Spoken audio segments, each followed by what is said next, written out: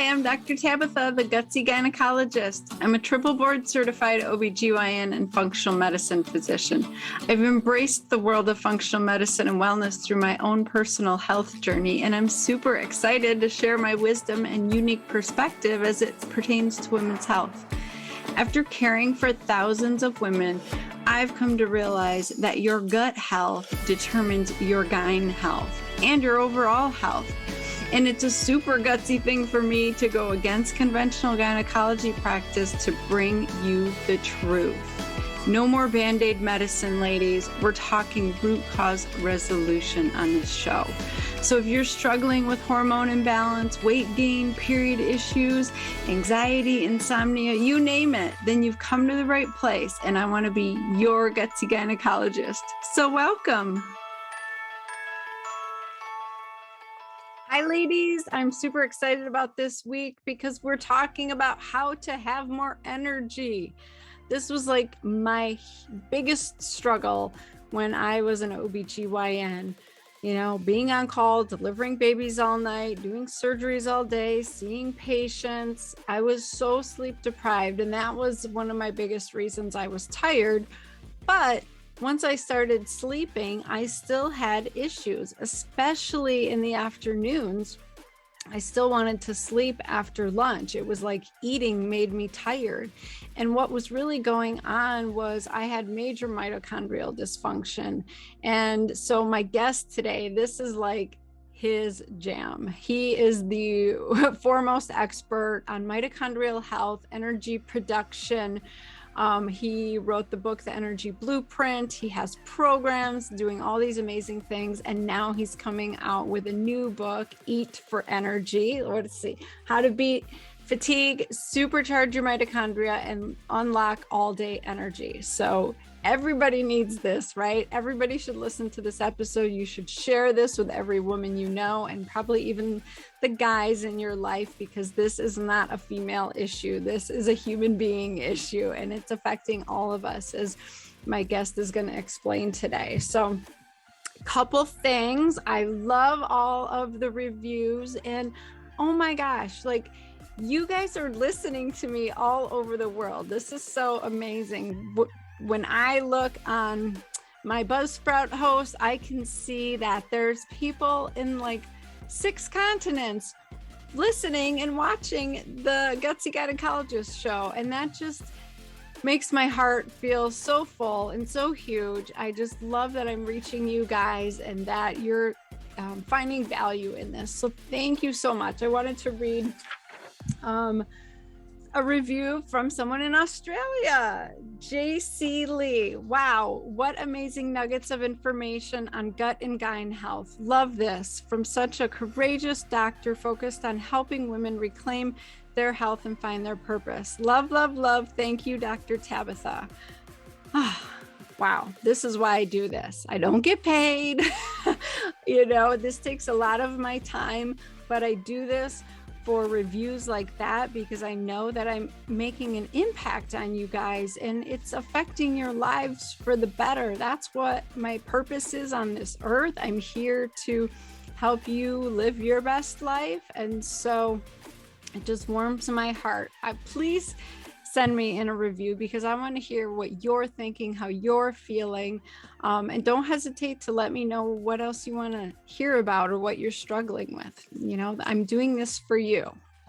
Okay, so let me just sing my guest's praises today. Ari Whitten, he is the founder of the Energy Blueprint. He's an energy and fatigue specialist who focuses on taking an evidence-based approach to energy enhancement, nutrition, exercise, natural health, and he's a #1 best-selling author. He's been studying nutrition and holistic health for more than 2 decades. He has a Bachelor of Science from San Diego State in kinesiology. He also has a background in exercise physiology and fitness. He holds 2 advanced certifications from the National Academy of Sports Medicine as a corrective exercise specialist and performance enhancement specialist. In addition, he recently completed the 3 years of coursework for his PhD in clinical psychology.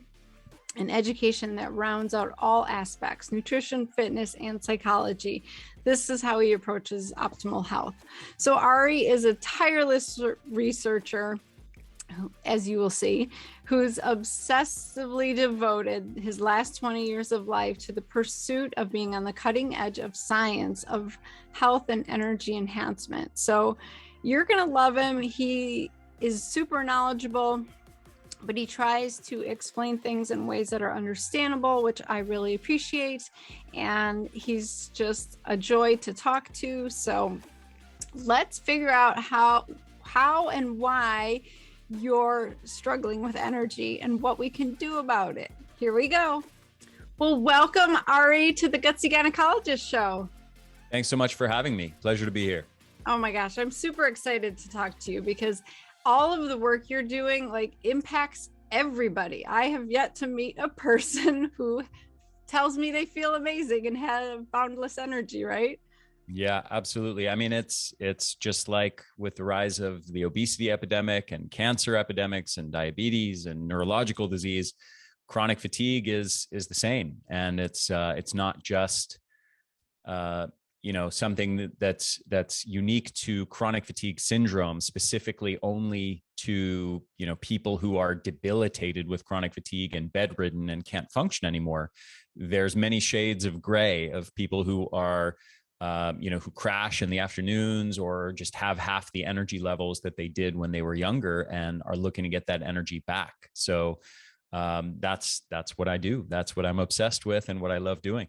Oh my gosh. And it's so needed. Like you said, everybody's feeling it. I hear all the time, I need a nap after lunch, or I'm dragging in the afternoon, or I get my second wind in the evening and I can barely make it to get to that point. And it's that's all energy stuff. So I'm excited because my son's in 7th grade, and of course he's learning all this biology, and I'm helping him study, and he's like, mitochondria, powerhouse of the cell. And that's what you learn. That's all you learn. And medical school, it's probably a little bit more than that, right? You learn the biochemistry stuff, the Krebs cycle, all these crazy things, but then you forget about it. I know as a physician, we didn't worry about mitochondrial health. When people had chronic fatigue, we didn't think about their biochemistry, about their physiology. So I would love for you to just explain to my listeners, what the heck is mitochondria and why is it so important? Yeah, absolutely. So we all heard about mitochondria in high school and college biology courses, and we learned exactly what you just described, which is we learned the powerhouse of the cell. That's where the cell produces its energy, for the most part. And this is true. Virtually all of the trillions of cells of our body have between hundreds and thousands of mitochondria in them, and that are responsible for producing virtually all of the energy that powers those cells, from your muscle cells to your skin cells, to your brain cells, to your heart cells, to your liver cells, to your intestinal cells. Basically everything relies on mitochondria to produce energy. And of course, there's a very straightforward element to that. If those cells in your body don't have adequate energy because those mitochondria are not producing enough energy, then the function of those cells suffers. And since you are basically a collection of cells and tissues and organs and organ systems, that's what we are made of, what humans are made of. If the energy producing units of those cells and tissues and organs and organ systems are not producing enough energy, the whole organism suffers, and we feel the symptom of fatigue. But there's another really critical aspect to this that's only been discovered in recent years that none of us learned in high school and college biology courses or even in medical school. And that is largely thanks to the work of a brilliant researcher who runs a lab for mitochondrial medicine at the University of California, San Diego. He's an MD, PhD named Robert Naviaux. And he's done absolutely groundbreaking research in a number of fields, including autism and chronic fatigue syndrome, metabolomics research, and many other areas, heavily focused on mitochondria.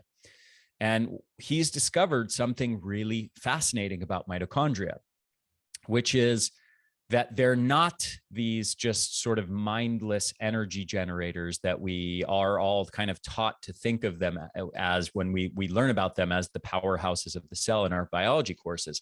It turns out that they have another role entirely that is just as important as their role in energy production, and that is in cellular defense. So it turns out that mitochondria are not just these mindless energy generators taking in carbs and fats and pumping out energy in the form of ATP. It's called adenosine triphosphate. That's the energy your cells use. But they have this role as environmental sensors. And they're constantly taking samples of the environment around them, what's going on in the cell, what's going on in the blood. And they're basically asking the question, are we in danger? Are we under attack? And to the extent that they perceive themselves to be under attack, they do something really critical to understand for anybody who's interested in increasing their energy levels. To the extent that they perceive themselves to be under attack or under stress, they turn down the dial on energy production and shift resources towards cellular defense. So what I'm saying is mitochondria have two roles. One is in energy production and one is in cellular defense. And those two roles are mutually exclusive. Okay, so they're doing, to the extent they're doing one, they're not doing the other. And in response to environmental and lifestyle stressors, and this could be everything from poor nutrition to sleep deprivation to circadian rhythm disruption to poor gut health to environmental toxicants to psychological stress to light deficiencies and toxicities to any other stressor you can imagine, those mitochondria can detect that stress. And we can talk about the mechanisms why, if you're interested in that. And to the extent they are picking up on stressors, whether it's psychological stress or toxicants or anything else, they are going, oh, we're under attack. Let's turn down energy production. Let's shift resources towards cellular defense. And ultimately, you, again, as a collection of cells and tissues and organs that are powered by mitochondria, to the extent those mitochondria in all of those trillions of cells are sensing the presence of those threats or dangers, they are making you feel the symptom of low energy levels. And that's ultimately the main thing that is regulating human energy levels.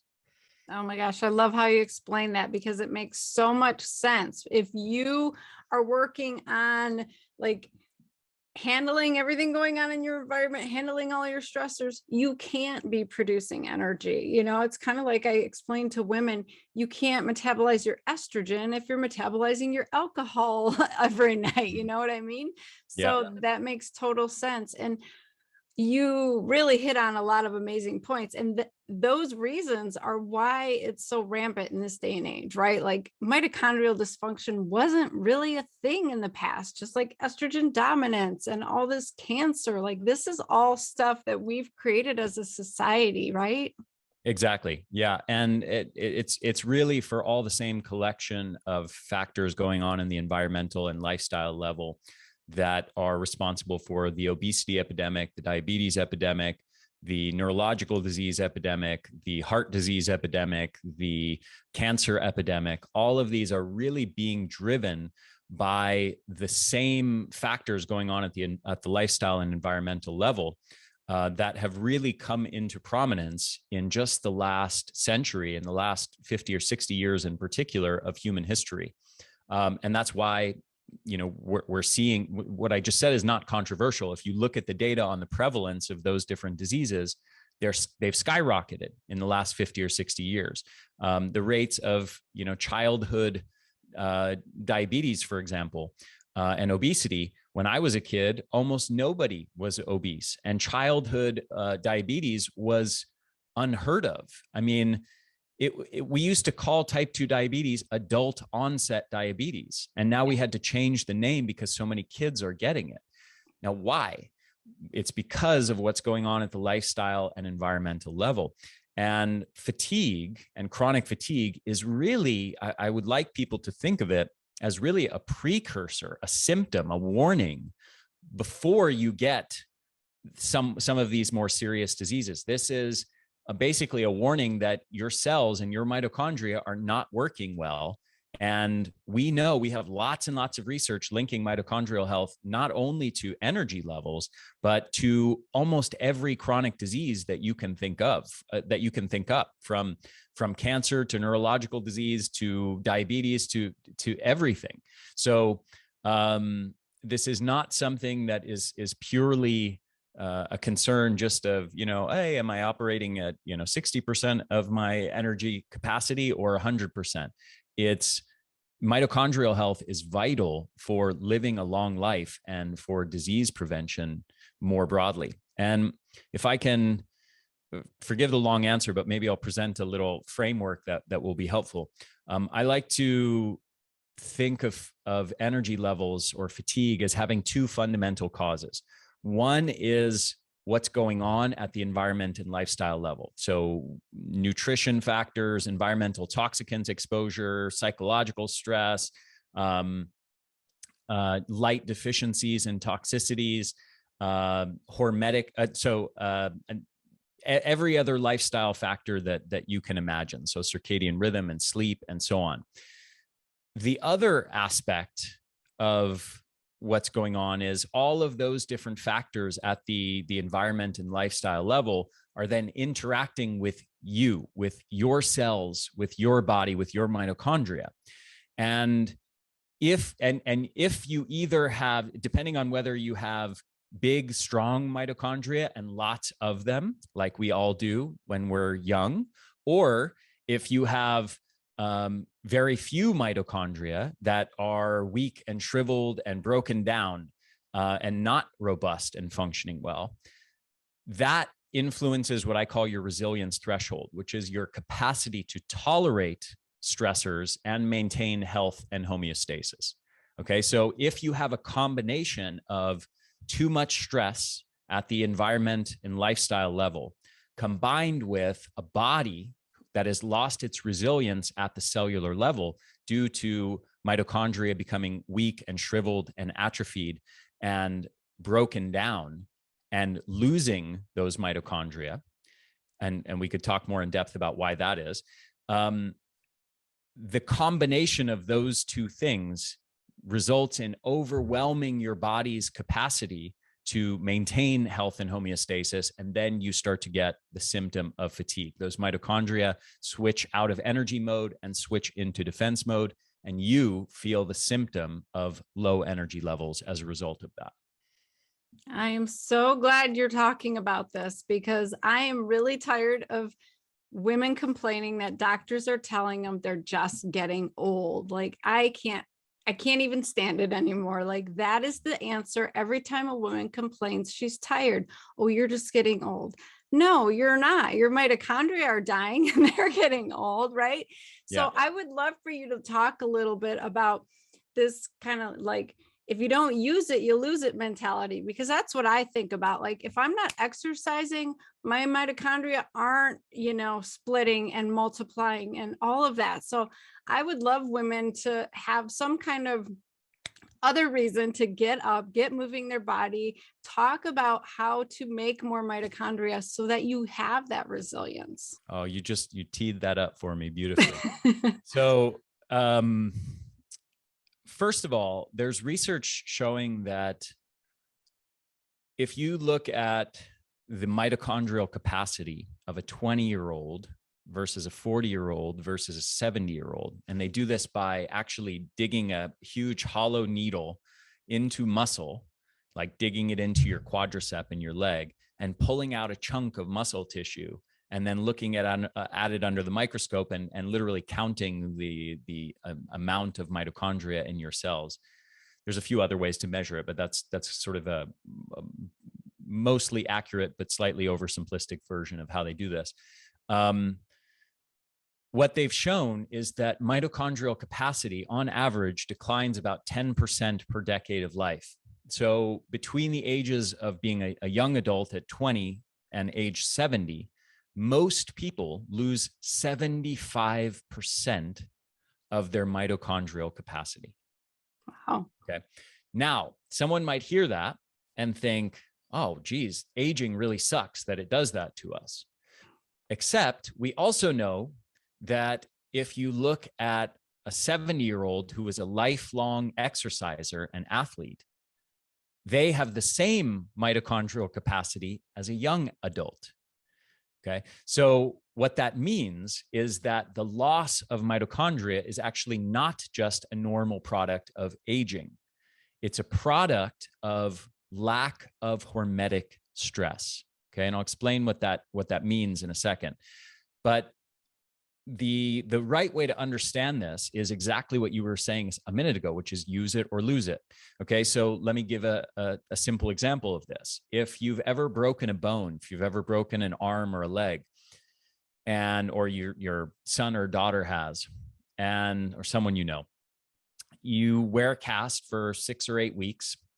I know this well. I broke a lot of bones when I was young. And after you get that cast off a couple months later, you notice a couple of things. As soon as that doctor saws off the cast, you look down at your arm or your leg, and one is it's really pale and really hairy for some reason.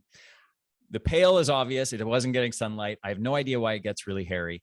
But the bigger thing that you notice is it's half the size as the other one. Right, right.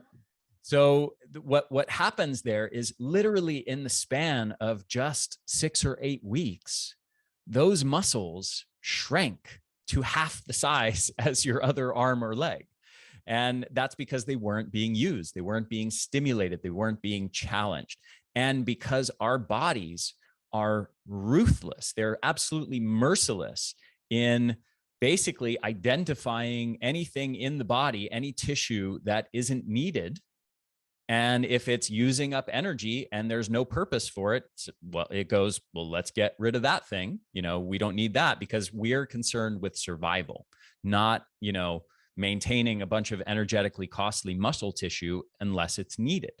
So if you think about that, if you think about just the fact that in just 2 months from lack of using those tissues and challenging them, they shrank, they atrophied to half the size. Now consider that same exact process is happening internally inside of your cells at the mitochondrial level. Mitochondria are there in large part, not only to produce energy, but to meet the energetic demands of life, of the stress you impose on them. And if they're not being stimulated and challenged adequately, just like your muscle tissue, they shrink, they shrivel, and they atrophy, and they literally die off.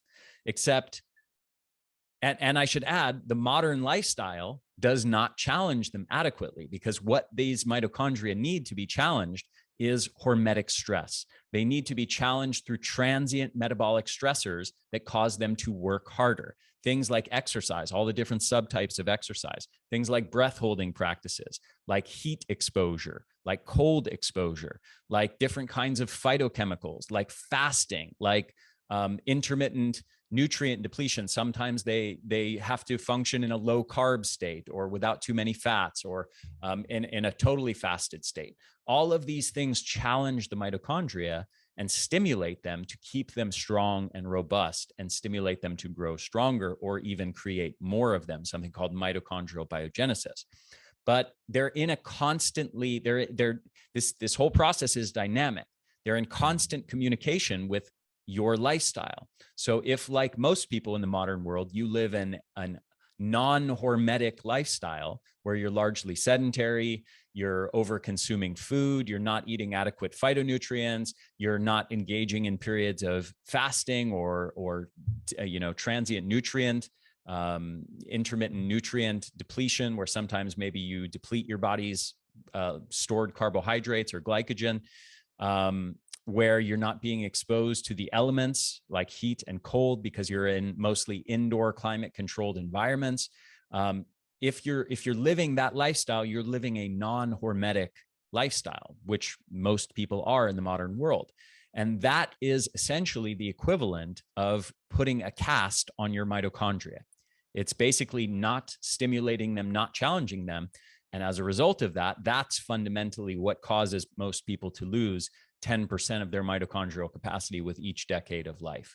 So but the good news is we can reverse that. We can actually cause our mitochondria to grow stronger and even grow more of them through mitochondrial biogenesis if we reincorporate those different kinds of hormetic stressors into our life. Yeah. And I hope women understand the difference between environmental stress and innate hormetic stress, right? Like our body innately has this intelligence where it wants to be stressed in the good ways that you're explaining with intermittent fasting and exercise. It doesn't want to be stressed by chemicals it's never seen in 2000 years that are just now being created. That's the kind of stress that our body doesn't want to see. So, I think about every day I'm telling women, you got to start moving your body. You got to start exercising. And inevitably, it's hard for the first couple weeks, but then it gets better. Would you agree that that is just,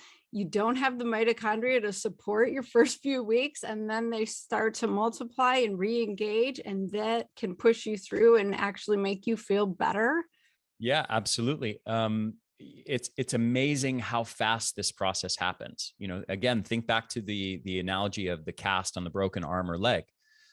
That's how fast the muscle goes away. Your body says, if you're not using that, we're going to get rid of all that tissue. It happens in weeks. Mm-hmm. So, if you have a period, let's say you go on vacation for a month, and you are not doing your normal workout routine, in a month, you can lose, or let's say you get sick or something like that, and it's a severe sickness, takes you out of commission, you're not working out for a month.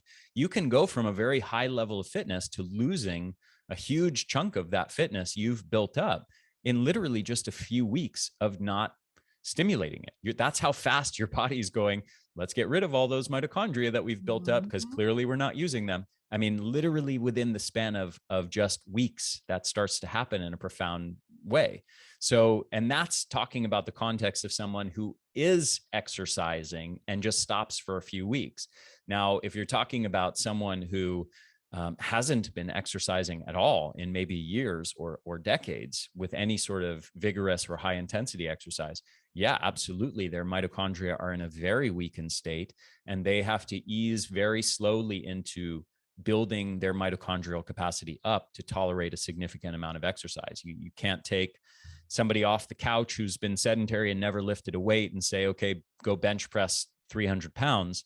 And you can't take somebody who's sedentary and say, go run a marathon, right? Those are capacities that have to be built up over months or years of hard, consistent work. What you can do is take somebody who is in that state and say, hey, let's work on going for a 5-minute walk or a 30-minute walk or a very light jog for 3 minutes a day.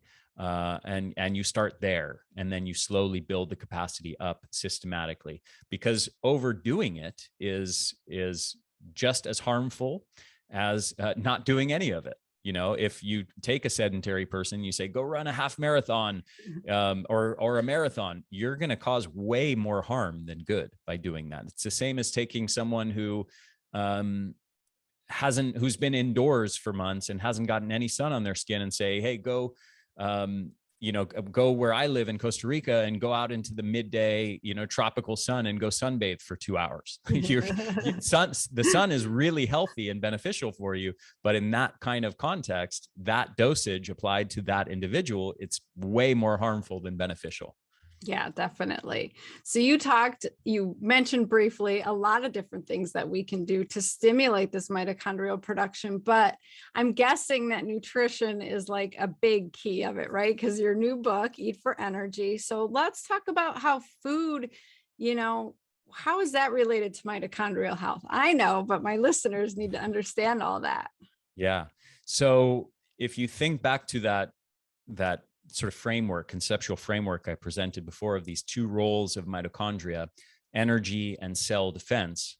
Well, anything that's going on at the nutritional level that is any sort of danger signal is going to trigger the mitochondria to shut down energy production or turn down the dial on energy production and shift more into cell defense mode. Okay, so that can come in the form of many different things. Anything that that is inflammatory or that causes oxidative stress, or a combination of the two, will lead to the mitochondria sensing that and turning down the dial on energy production. Anything that damages gut health and the microbiome and causes gut permeability will translate into increased inflammation, immune activation, oxidative stress, mitochondrial damage, and the mitochondria will sense that and turn down the dial on energy production. Anything that causes huge blood sugar swings, periods of hypo or hyperglycemia, will trigger that. In a longer term, anything that is disrupting circadian rhythm and all these clocks, biological clocks we have in our body, which we can talk in depth about how all that works, will cause mitochondria to turn down the dial on energy production. Also in the longer term, anything that, chronic nutrient excess will lead to the accumulation of body fat, and having large amounts of excess body fat, which the vast majority of people do in the United States and most of the Western world, causes chronic low-grade inflammation.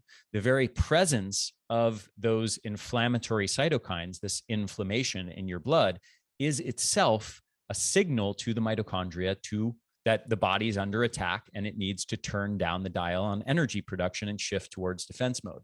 So there's many different mechanisms of how this can be caused. I'll mention one more, which is, of course, toxicants in the food. If you're eating food that contains large amounts of pesticide and herbicide residues and other kinds of chemicals from plastics. I just saw a study talking about, all the different endocrine disrupting chemicals in bottled water, which blew my mind. It's way worse than I even imagined. And all of those things are being picked up by your mitochondria as danger signals that are signaling to them, that are basically communicating to the mitochondria and the cells of your body, turn down energy production and shift towards defense mode. So what we want to do is optimize as many of these different variables as possible to switch the mitochondria back into energy mode. Oh my gosh. Yeah, I think that a lot of us don't even realize how many toxicants we're getting in our daily food, because people assume, oh, it's regulated. The FDA wouldn't, allow things that would be harmful, things like that. I mean, that's a whole nother episode talking about that, but you really do need to take a hard look at what you're putting in your body, because not only are you saying it's not helping you make energy, but it's switching your mitochondria into defense mode and preventing energy production in that way, right? Yeah, exactly right. Wow. So what are the big key takeaways for food? Just like organic, non-GMO, like tell me all the big key takeaways. Well, I certainly think those are important variables. But let's start with when you eat. Okay. Not even addressing what you eat. Okay. So, and there's lots of research talking about this, and just strategies around not even modifying what you're eating or how much you're eating, but just when you're eating can have a huge effect on your physiology. So here's the sort of context that's important to understand here. We have, a biological clock built into our body. It's a 24-hour biological clock, and it regulates and influences many, many different neurotransmitters and hormones throughout our body and the function of our mitochondria through many different mechanisms. Okay. So, for example, we have a central clock in the brain. It's located in a part of the brain called the suprachiasmatic nucleus. And this central clock heavily influences many different neurotransmitters, things like GABA, which influences our sleep, things like dopamine and serotonin, which influence mood and motivation and energy levels, and the capacity to feel joy. The circadian rhythm influences many different hormones, including testosterone, growth hormone, thyroid hormone, cortisol, and melatonin, all of which either directly or indirectly impact on energy levels and mood and many other aspects of how we feel and how we function. And if your circadian rhythm is not optimal, then all of those things I just mentioned, all of those different neurotransmitters and hormones are paying a price. This is important because many people have a tendency to kind of see hormones as their own distinct thing, right? Like there's hormones in our body, and I have low testosterone, and I have high estrogen, and or low progesterone, or I have low cortisol levels or high cortisol levels, and that's the thing. But many people, including many practitioners, I found often don't really connect the dots to what's going on at the lifestyle level. And circadian rhythm has a huge influence on this. So we have this central clock in the brain. This clock is primarily responsive to light signals, also some other signals, to some extent, food signals, and movement and temperature, actually. And then it's been discovered in more recent years, just really mostly in the last 20 years and 10 years especially, that we have these peripheral clocks in basically every tissue of our body. We've got clocks in our skin cells and in our eyes and in our liver and our intestines and our muscles and bones and glands and every tissue of our body. And those clocks are primarily responsive to the signal of food inputs. Okay. And the goal here is, if you want your whole biological clock circadian rhythm system to be functioning well, you want to synchronize your central clock in your brain with all the peripheral clocks in your body. Okay. So the central clock, primarily responsive to light, what we really want to do there is get as much light during the day as possible, outdoor bright light, sunlight, which is 100 to 1,000-fold greater light intensity than indoor light. And we especially want to get it within the first half an hour of the day. We also want to ideally modify the lighting in our homes to shift more towards incandescent or halogen or candlelight as opposed to fluorescence and LEDs. We want to use software on our computers and phones to get rid of a lot of that blue light. It's specifically the blue light photons that are acting as this daytime signal in the clock in the brain, basically communicating to your brain it's daytime, the time to be awake, alert, active, and energetic. And we want to ideally also wear blue blocking glasses, or ideally blue and green blocking glasses, in the evening, an hour or two before bed, to minimize or eliminate the amount of blue light going into our eyes, into that central clock in the brain. Okay. That's a very succinct treatment of the central clock, so we can get to nutrition. If we want to optimize all these peripheral clocks in all of our tissues of our body, there's a few key things we need to do. Okay. One is engage time-restricted eating. Okay. There's research done by a circadian rhythm researcher named Sachin Panda, where he's found that over 85% of Americans have a feeding window. That's a time between their first bite of food and their last bite of food each day, of between 13 and 16 hours per day. What's optimal, based on the research, is 6 to 10 hours per day. So less than 10, actually far less than 10% of people are engaging in that window. But even less, it's only 10% of people that even have less than a 12-hour window. Again, 85% is between 13 to 16 hours. So we know that just by doing nothing else, not even changing what you're eating or how much you're eating, but just when you're eating, into a time-restricted eating window between 6 to 10 hours, dramatically decreases oxidative stress in the body, dramatically increases insulin sensitivity, improves other markers of metabolic health, lowers inflammatory markers, improves sleep quality, and improves energy levels, just by doing that one thing. Okay, so that's one layer of the story. We also want this window of time. So let's say it's 8 hours or 10 hours, for example. We want those hours, that window of time that we're eating, to be ideally as close to synchronized with the hours of daylight as possible, with the hours of the light inputs into that central circadian clock. So we want to synchronize the two, the light with the food, ideally. But most people are consuming a huge chunk of their daily food. Over 50% of their daily calories come after the sun goes down. So this is not ideal from a circadian rhythm perspective. We know that in animal studies, if you give animals equivalent amounts of food, but in one group you give them the food during the hours that they're supposed to be awake and alert, versus the other group you give them food only during the time they're supposed to be asleep, even if they eat the exact same amount of food and the same type of food and everything's the same, just those hours when they're eating are switched, you will see profound metabolic dysfunction, increased inflammation, insulin resistance, and these mice will get obese in the process, just from eating most of their food at the wrong time of day. And the other thing that's worth mentioning here is related to what I just said is there's also research where they've compared shifting most of your calories towards the early part of the day or the later part of the day. So in other words, having let's say 50% of your calories with breakfast, and then having a smaller lunch and a small dinner, versus having a much larger dinner, 50% plus of your calories at dinner, and then a very small breakfast and lunch.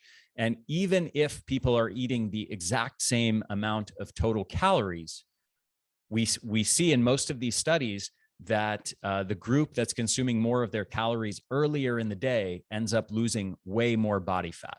And that is in large part due to beneficial how consuming more of the food optimizes your physiology in many ways. For example, improves your blood sugar responses and insulin responses to that meal, increases your energy levels, and causes you to burn more energy during the daytime when you have more food earlier in the day, and so on, and ultimately leads to the whole circadian rhythm system, which again is modulating so many different neurotransmitters and hormones and mitochondrial function, functioning far, far better. And it pays dividends in terms of, again, decreasing oxidative stress, improving overall metabolic health, decreasing blood sugar levels, and improving insulin sensitivity, and improving your mitochondria's ability to produce energy, and ultimately translating into you feeling much more energetic.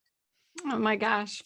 I was just thinking back to so many patients when I was, a regular OBGYN, and I would see women with chronic endometriosis or some debilitating, painful condition, and they were obese. And inevitably, they worked third shift, or they ate all their meals in the evening. They were nighttime snackers. The scenario would always be, well, I hardly eat anything. I don't eat anything until probably like 7 o'clock. And then they eat a whole bunch of stuff after the sun has set, right before they go to bed, or they're totally flip-flopped and they're eating and working third shift. So that all makes complete sense to me. Yep. Absolutely. And that's exactly the wrong eating pattern. And it's interesting to note that shift work, and I'm sensitive to the fact that some people are really stuck in this position and have no choice. So I have compassion for that. I would say do whatever you can in the future, hopefully, to get out of shift work if at all possible. But it's the only job that's classified as a carcinogen in and of itself. The job itself is not exposures to chemicals or something while you're on the job, but the job itself is carcinogenic. Exactly.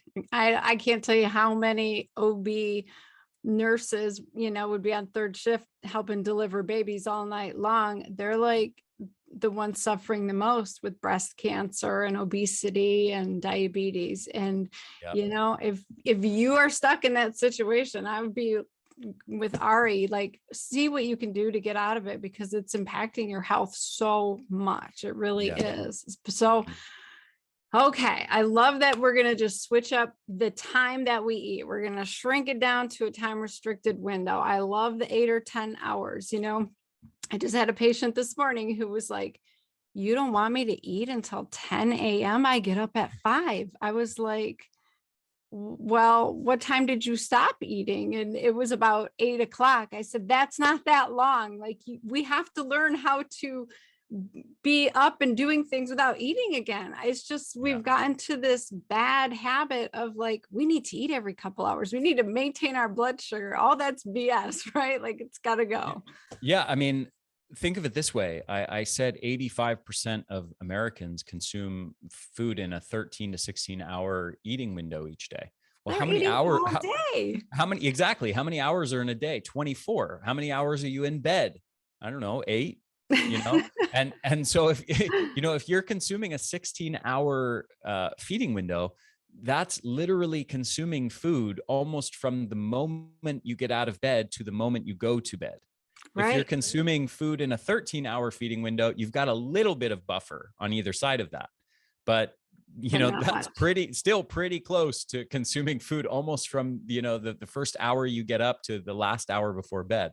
This is absolutely not ideal from a physiological perspective. This is extremely harmful to our physiology, and it profoundly disturbs our sleep quality and our circadian rhythm. Circadian rhythm is the link between sleep and energy, and they're two sides of the same coin, linked linked by your circadian rhythm. And to the extent that you're not honoring your circadian rhythm and optimizing it, both your sleep and your energy levels suffer. And that's just in terms of quality of life. But if your sleep suffers and your mitochondrial energy production suffers, you're also predisposing yourself to so many different diseases. One thing I'll mention here is melatonin. Everybody listening has heard of melatonin, and maybe people know it as the substance that's involved in sleep. People know it as a supplement, Right. but the truth is melatonin is a hormone. Melatonin is a hormone produced by your body. And guess what? It's not only involved in sleep, but it turns out it's probably the single most important mitochondrial antioxidant ever discovered. And this is something that's starting to become a bit more known in the natural health and functional medicine communities, but still is largely neglected. And we need to secrete to produce lots of melatonin each night. Well, it turns out that just being in the presence of standard indoor home lighting in anybody's home without wearing blue blockers, just being in your house in the evening, suppresses melatonin levels by 50 to 70%. Well, melatonin is this vital hormone that needs to soak into your mitochondria every night and help recharge them and protect them from accumulating damage. Also related to that, there's a huge amount of research showing that if the mitochondria are not being saturated with melatonin each night, it makes you massively prone to developing cancer. We know that melatonin levels are hugely linked with the increase in cancer. And basically, so what happens if you're now living a lifestyle where you are suppressing melatonin levels by 50 or 70% every single night for month after month, for year after year, for decades, right? Well, you're accumulating a lot of mitochondrial damage, which is going to result in fatigue, and you're increasing your risk of developing lots of things that are associated with that, like neurological disease and like cancer. Oh my goodness, such an important point. So the big question is, do you supplement with melatonin? Because I've heard both arguments. How do you weigh in on this? It's a complex thing. So I've discovered that there's a lot of individual variability in response to exogenous melatonin. And I have discovered this largely because I'm one of these people I estimate maybe between 15 or 20% of people that's hypersensitive to supplemental melatonin. I find even small doses, even kids' doses, actually cause insomnia for me and make me feel horribly groggy the following morning. So I can't sleep, and they just don't work for me when I take anything more than a very, very tiny microdose. Where it's also the case that other people can take 5 milligrams, 10 milligrams, 20 milligrams. There's research on treating different conditions, brain conditions, gut conditions, cancers, where they've used doses that are 40, 50, 60, 80 milligrams a day, which is more than 100-fold more than I can tolerate. And I think there's a genetic component because my father is exactly the same as me. He also is extremely hypersensitive to melatonin, even though he's in his 70s and probably has much lower natural melatonin than I do. And so I think there's a huge individual response to that. Now, I'll tell you something.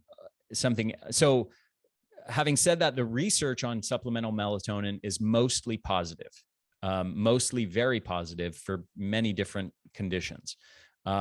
So I'm not necessarily warning against it. And if it works for you, go for it. And I have absolutely no problem with it. Now, I'll tell you something else that's interesting. That's really only a new discovery. Almost nobody knows this yet. I've written a book on red and near infrared light therapy. It's called The Ultimate Guide to Red and Near Infrared Light Therapy. It's pretty much the book on that topic. And it's been recently discovered that melatonin isn't only produced by the brain in response to light inputs, in response to circadian rhythm inputs through the eyes. It turns out that melatonin is so important to mitochondria that mitochondria have actually evolved the ability to produce their own melatonin inside basically all of the cells of your body. So we have this narrative, that, kind of it's mostly circadian rhythm mediated. It's mostly produced by our brain, by our pineal gland. But what people don't realize is it's also being produced in almost all of the trillions of cells of your body by your mitochondria for your mitochondria. And here's the most mind-blowing part. The research has discovered that the primary thing that influences that melatonin that is so vital for protecting your mitochondria from damage and helping them work properly is actually light, is actually red and near infrared light, exposing your body to it. So sunlight provides red and near infrared light. So we get, basically what I'm saying is we get much more from sunlight than just vitamin D, as is the common narrative. And you cannot replace sunlight exposure with vitamin D pills because we're getting many, many more benefits from that sunlight than just vitamin D. And this is one of them that I think probably within 5 years, maybe it'll take 10 years. I think we will recognize that melatonin is way more important than we ever imagined it to be. And that this finding that melatonin is produced by our mitochondria for our mitochondria in our cells. And I think it will be recognized that that's probably one of the absolute most important things in maintaining cellular and mitochondrial health and disease prevention by maintaining redox status, by being able to mitigate oxidants and free radicals and helping the cell prevent damage. So I think that story of mitochondria and melatonin and light, I think is absolutely a huge thing that, again, within a few years is going to be recognized as one of the most important aspects of health. Oh my gosh, that's awesome. And the key takeaway, go outside, right? Like everyone is stuck inside. I remember just like 2 weeks ago, stepping out of my car and thinking, oh my God, I haven't been outside in days. Like, this is not okay. But you just get caught up in your life, And so we have to get purposeful again, right? We have to like make it a priority, actually go outside, have the sun hit our retinas, have it hit our skin, because it's so much more important than we realize. And I love that science is finally discovering all of this, but yeah, I think we know about this much, right? Yeah, absolutely. Absolutely. Yeah. So I love that you're bringing all of this to us. So tell us about your new book. What else are they going to learn in there? Because I feel like we've learned so much already today. Yeah. So basically, it's not a specific diet, right? It's not saying, hey, everybody's got it wrong, and really the answer isn't. It's not vegan, and it's not low fat, and it's not low carb, and it's not keto, and it's not paleo, and it's not carnivore, and it's not the low lectin diet. Really, everybody's got it wrong, and I found the one true best diet, right? Of course, it's very appealing to write such a book, and there's huge financial incentives to write those kinds of diet books, and many people do that, and they, I would say, cherry pick and misrepresent the scientific literature in order to position themselves with that kind of diet book. And that's not what I'm doing. I'm compiling the science on nutrition as it relates to human energy and mitochondrial optimization, and basically saying, hey, here's a bunch of practical strategies for optimizing your circadian rhythm, and which affects sleep and energy and hormones in a profound way. Here's a bunch of strategies to optimize your body composition, to gain muscle and lose fat, which plays a hugely important role in our energy levels and disease prevention. Here's a bunch of nutritional strategies to optimize your blood sugar so that you're not having wild swings into hyperglycemia and hypoglycemia, which is critical for disease prevention, for brain health, for brain function, and for energy levels and mood. Here's a bunch of strategies to optimize your gut health. And we know that gut health is profoundly important for energy levels and for disease prevention. Here's a bunch of strategies to optimize your brain health. And then beyond those 5 different chapters, there's a whole other section. There's 2 more chapters, one on superfoods for energy production and mitochondrial health, and a whole huge, basically an encyclopedia on all of the top supplements and herbs for optimizing energy levels. And just that one chapter alone is absolutely worth the price of the admission. You will not find that information compiled like that anywhere else. Oh, wow. Well, I'm really excited to read it because this impacts like all of my women, all of my patients, all of my listeners, everybody in my group programs. Like literally, when your hormones are imbalanced and you're not getting sleep, you can't lose weight, you don't have energy, and this is all impacted. I say all the time, like your hormone imbalance is a result of something. It's not the cause of it. Like you were mentioning earlier, like it's much deeper than that. And it is at the cellular level. So we do need to focus on like healing our mitochondria, supporting them. And I love all these great solutions that you have. So I'm excited to get this book and start incorporating it. Hopefully I'm doing these things, but it sounds like you just keep finding more new science. This is awesome. So thank you. Yeah, my pleasure. And, one other thing I'll mention. So if you go get the book on Amazon or Barnes & Noble or wherever you want to buy it, and you email us the receipt at ari@theenergyblueprint.com, we'll gift you $400 worth of free courses.